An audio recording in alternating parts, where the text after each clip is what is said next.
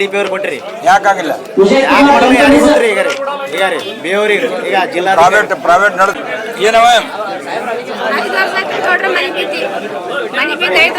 ಮನಿ ಬಿದ್ದು ರೊಕ್ಕ ಕೊಡ್ತೀವಲ್ಲ ನಾವು.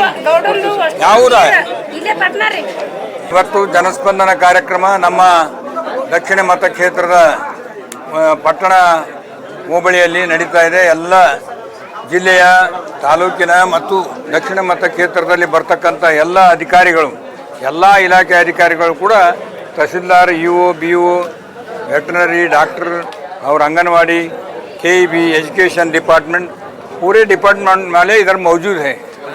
ಇಲ್ಲೆಲ್ಲ ಜನ ಬಂದಿದ್ದಾರೆ. ಅವರೆಲ್ಲರೂ ಸೇರಿ ಸಾರ್ವಜನಿಕರ ಹತ್ಯೆಗೆ ಸರ್ಕಾರ ಬಂದು ಸರ್ಕಾರ ಅವರ ಸಮಸ್ಯೆಗಳಿಗೆ ಸ್ಪಂದನೆ ಮಾಡತಕ್ಕಂಥದ್ದು ನಮ್ಮ ಪಕ್ಷ ಅಧಿಕಾರಕ್ಕೆ ಬರೋದಂತ ಮೊದಲೇ ನಮ್ಮ ಏನು ಮ್ಯಾಂಡೇಟ್ನಲ್ಲಿ ಹೇಳಿತ್ತು. ನಮ್ಮ ಪ್ರಣಾಳಿಕೆಯಲ್ಲಿ ಘೋಷಣೆ ಮಾಡಿರ್ತಕ್ಕಂಥ ರೀತಿಯಲ್ಲಿ ಇವತ್ತು ಮುಖ್ಯಮಂತ್ರಿಗಳು ಕೂಡ ರಾಜ್ಯ ಮಟ್ಟದಲ್ಲಿ ಜನಸ್ಪಂದನೆ ಮಾಡ್ತಾ ಇದ್ದಾರೆ. ಜಿಲ್ಲಾ ಉಸ್ತುವಾರಿ ಮಂತ್ರಿಗಳು ಕೂಡ ನಮ್ಮ ದಕ್ಷಿಣ ಮತಕ್ಷೇತ್ರದ ವಿಧಾನಸೌಧ ಮುಂದುಗಡೆ ಈ ಒಂದು ಜನಸ್ಪಂದನ ಕಾರ್ಯಕ್ರಮ ಆಗಿದೆ. ಇವತ್ತು ನಮ್ಮ ದಕ್ಷಿಣ ಮತಕ್ಷೇತ್ರದಲ್ಲಿ ಬರ್ತಕ್ಕಂಥ ಎಲ್ಲ ಗ್ರಾಮಸ್ಥರು ಕೂಡ ಅನುಕೂಲ ಆಗ್ತಕ್ಕಂಥ ರೀತಿಯಲ್ಲಿ ಪ್ರತಿಯೊಂದು ಪಂಚಾಯಿತಿಯಲ್ಲಿ ಇವತ್ತು ಪಟ್ಟಣ ಪಂಚಾಯಿತಿಯಲ್ಲಿದೆ, 13ನೇ ತಾರೀಕು ನಂದಿಕೂರು ಗ್ರಾಮದಲ್ಲಿದೆ. ಈ ರೀತಿ ಏನಪ್ಪ ಅಂದರೆ ನಾವು ಹೋಬಳಿ ಮಟ್ಟದ ಗ್ರಾಮ ಪಂಚಾಯಿತಿ ಮಟ್ಟದಲ್ಲಿ ಜನಸ್ಪಂದನ ಕಾರ್ಯಕ್ರಮ ಪ್ರಾರಂಭ ಮಾಡಿವೆ.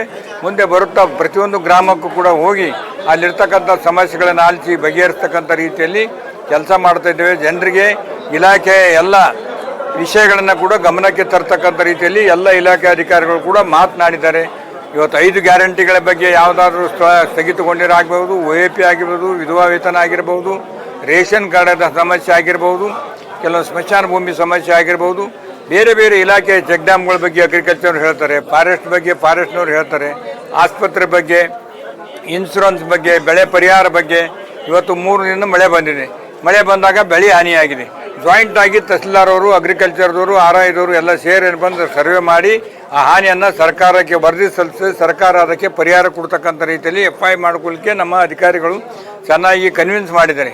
ಇವೆಲ್ಲ ವಿಷಯಗಳನ್ನು ಅರಿತುಕೊಂಡು ಇವತ್ತು ಸರ್ಕಾರ ಗ್ರಾಮಸ್ಥರ ಬಾಗಿಲಿಗೆ ಬಂದು ಕೆಲಸ ಮಾಡ್ತಾ ಇದೆ. ಅದರ ಉಪಯೋಗನ ಜನರು ತೆಗೆದುಕೊಳ್ಬೋದು.